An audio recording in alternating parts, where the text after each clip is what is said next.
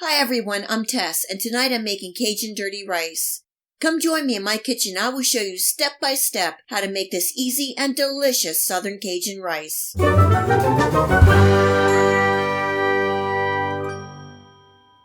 I'm starting by melting some butter in my skillet on medium heat. And this is your typical Cajun New Orleans aromatic vegetable combination called a mirepoix, which consists of onions, celery, and bell peppers.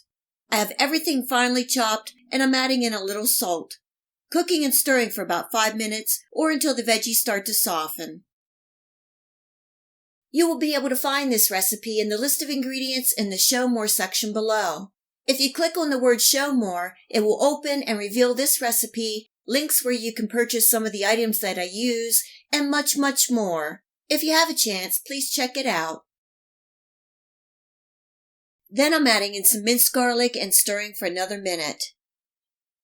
And this is where the rice gets dirty. Here I have some lean ground beef, and you can also use sausage. Also I'm adding in some chopped chicken livers. I love chicken livers, and you can also use chicken hearts or gizzards. Cooking and stirring until the meat is no longer pink. For the seasonings, I'm adding in some adobo seasoning, which has some salt, black pepper, onion powder, savory, or you can use sage, and Cajun seasoning, and you can use your favorite. My Cajun seasoning is not spicy, so I'm adding in a little cayenne pepper for some heat. Cooking and stirring for a minute.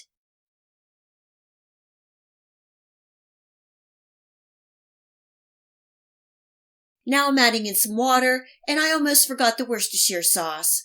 Cooking and stirring for a minute.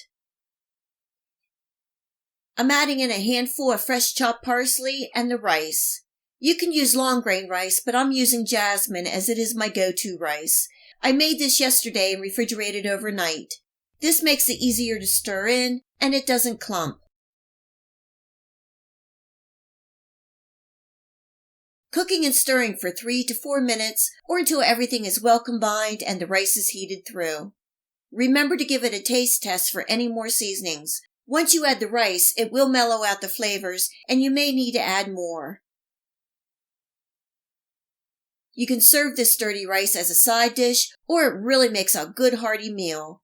There is so much flavor and texture. The chicken livers are not overpowering, and they lend a great flavor to this Cajun dirty rice.